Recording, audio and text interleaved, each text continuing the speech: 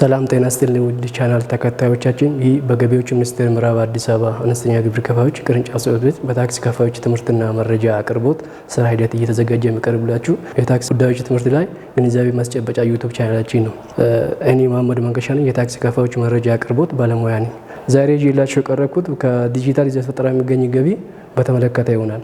በተሻሻለ የገቢ ግብር አዋጅ 1395/2017 አንቀጽ 2 ላይ ከዲጂታል ይዘት ፈጠራ የሚገኝ ገቢ ምን ማለት ነው ብሎ ያብራራል።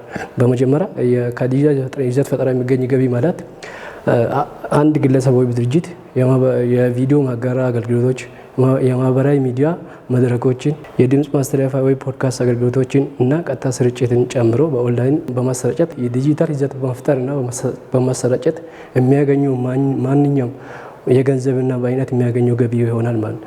ይህም ገቢ የሚከተሉትን ገቢዎችን ያካትታል። ማስታወቂያዎችና ስፖንሰርሺፖች የሚገኝ ገቢ፣ የምርት ስምምነቶችና ምደባዎች የሚገኝ ገቢ፣ የአጋርነት ግብይትና የሸቀጦች ሽያጭ የሚገኝ ገቢ፣ የደጋፊዎች ስጦታ፣ የብዙሃን ገንዘብ መሰብሰቢያ ወይ ክራውዲንግ የሚገኝ ገቢ፣ እንደው የአስተዋጽኦ ገንዘብ ስጦታዎች፣ የአባልነት ክፍያዎች እና የዲጂታል ወይም አካል የሚደረገው ሽያጮች የሚገኝ ገቢ እና ለማስታወቂያ እንቅስቃሴ የሚገኝ የተለያዩ የእቃዎች የአገልግሎቶች የሚገኙ ገቢ።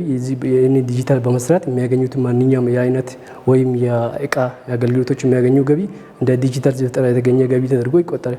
ሌሎችም ከዚህ ጋር ተመሳሳይ ያላቸው ማንኛውም ክፍያዎች የሚያገኛቸውን ይህንን ዲጂታል ይዘትን በመስራት የሚያገኙትን ሌላ አይነትም የገንዘብም ያካትታል ማለት ነው።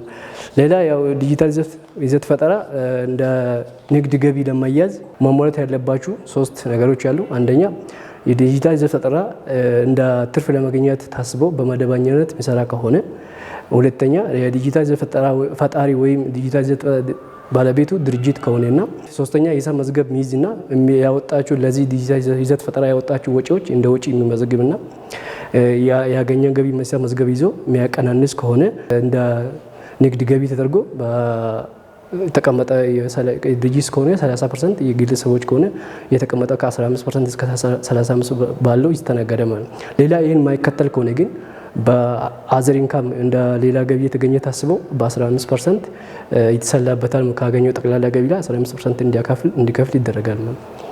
ዛሬ የነበረን ይህን ይመስላል። አብራችሁ ስለቆያችሁ እናመሰግናለን። በሌላ ቪዲዮ እስኪ እንገናኝ። ሰላም።